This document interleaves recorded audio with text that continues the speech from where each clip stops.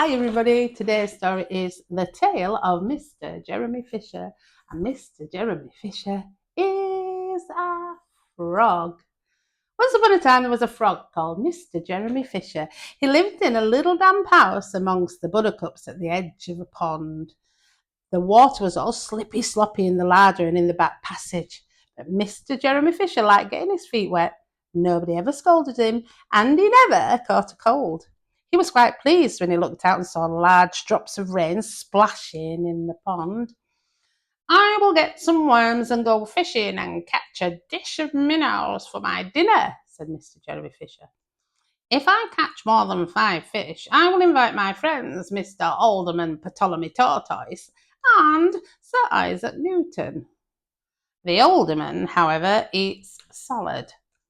Mr. Jeremy put on a mackintosh and a pair of shiny galoshes.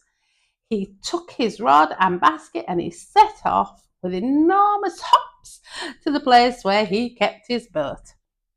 The boat was round and green and very like the other lily leaves. It was tied to a water plant in the middle of the pond. Mr. Jeremy took a reed pole and pushed the boat out into open waters. I know a good place for minnows, said Mr. Jeremy Fisher. Mr. Jeremy stuck his pole into the mud and fastened the boat to it. Then he settled himself cross-legged and arranged his fishing tackle. He had the dearest little red flirt. His rod was a tough stalk of grass. His line was fine long white horsehair, and he tied a little wriggling worm to the end. Looks like a good recipe for fishing. The rain trickled down his back, and for nearly an hour he stared at the float. Oh, this is getting tiresome. I think I should like some lunch, said Mr. Jeremy Fisher. He punted back again amongst the water plants and took some lunch out of his basket. I will eat a butterfly sandwich and wait till the shower is over, said Mr. Jeremy Fisher. A great big water beetle came up underneath the lily leaf and tweaked the toes of one of his galoshes. Mr. Jeremy crossed his legs up shorter out of reach and went on eating his sandwich. Once or twice something moved about with a rustle and a splash amongst the rushes at the side of the pond. I trust that is not a rat, said Mr. Jeremy Fisher. I think I had better get away from here. Mr. Jeremy shoved the boat out again a little way and dropped in the bait. There was a bite almost directly. The float gave a tremendous bobbit. A minnow, a minnow! I have him by the nose, cried Mr. Jeremy Fisher, jerking up his rod. But what a horrible surprise.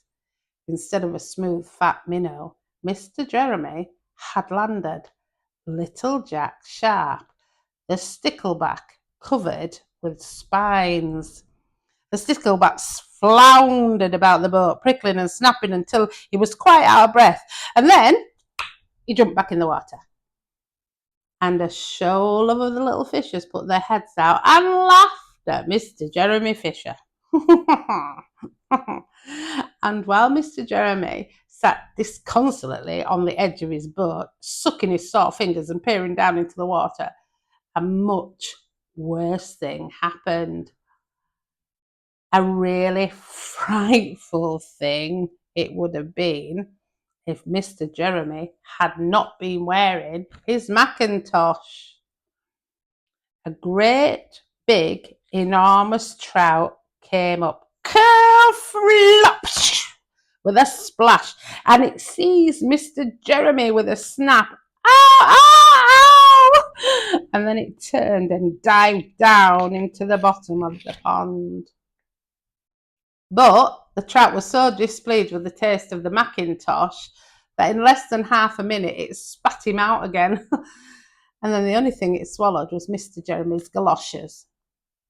Mr. Jeremy bounced up to the surface of the water like a cork and the bubbles out of a soda water bottle, and he swam with all his might to the edge of the pond.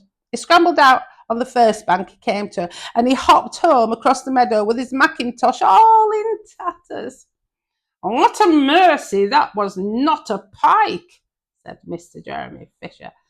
I have lost my rod and basket, but it does not matter, for I am sure I should never have dared to go fishing ever again. He put some sticking plaster on his fingers, and his friends both came to dinner. But he could not offer them fish, but he had something else in his larder. Sir Isaac Newton wore his black and gold waistcoat, and Mr. Alderman Ptolemy Tortoise brought a salad with him in a string bag. And instead of a nice dish of minnows, they had a roasted grasshopper with ladybird sauce, which frogs consider a beautiful treat. But I think it must have been nasty. Oh, gosh, they eat some weird things, don't they? Well, I hope you enjoyed that story. See you next time.